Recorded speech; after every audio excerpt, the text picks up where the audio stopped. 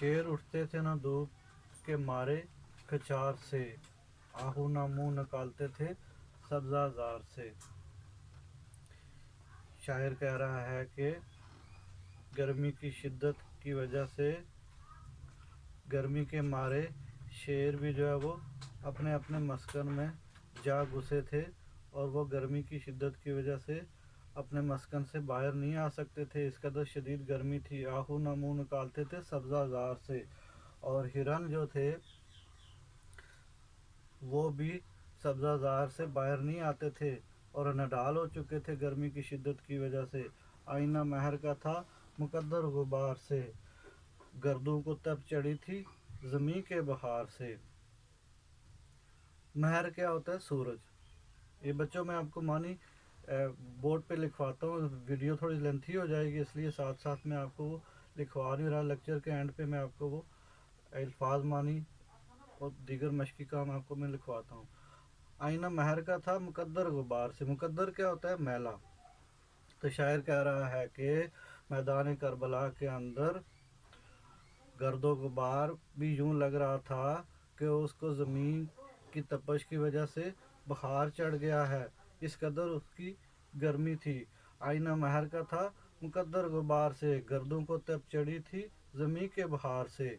तो शायर कह रहा है कि इस कदर शदीद गर्मी थी कि अगर सूरज की तरफ भी देखे तो सूरज का रंग भी गर्दो गुबार और गर्मी की शिद्दत की वजह से मैला नज़र आ रहा था। गर्मी से मुज़तरिब था ज़माना ज़मीन पर, बुन जाता था जो गिरता था दाना ज़मीन पर। शायर कह रहा है कि गर्मी इस कदर शदीद थी कि जिससे हर कोई बेचैन था, मुज़तरिब था। इंसानियत बेचैन और बेकरार हो चुकी थी, और बुन जाता था जो गिरता था दाना ज़मीन पर। इस कदर शदीद गर्मी थी कि उस गर्मी के अंदर अगर एक दाना भी ज़मीन के ऊपर गिर जाता तो वो भुन जाता। इस कदर शदीद गर्मी थी। गर्दाब पे था शोला जवाला का गमा, अंगारे थे हबाब तो पानी शरर फिशां। तो नदी नालों और झीलों में और दरियाओं में पानी यूं लग रहा था कि वो आग का गोला बना हुआ है, और उसके ऊपर जो उसका जो शोला था, पानी का जो बुलबुला था, हबाब बुलबुला, वो यूं लगता था कि जैसे वो चिंगारियाँ बरसाने वाला गोला बन गया है। शरर फिशां क्या होता है? चिंगारियाँ बरसाने वाला। अंगारे थे हबाब तो पानी शरार था। बुलबुले जो थे, हबाब जो थे, वो यूँ लगता था कि वो अंगारे बन गए, और उसका वो जो पानी है वो गर्मी की शिद्दत की वजह से यूँ लग रहा था जैसे कि वो चिंगारियाँ बरसा रहा है। मुंह से निकल पड़ी थी हर एक मौज की ज़ुबान, तय पे थे सब नहंग मगर लब थी लबों पे जान। नहंग क्या होता है? नहंग मगरमच्छ।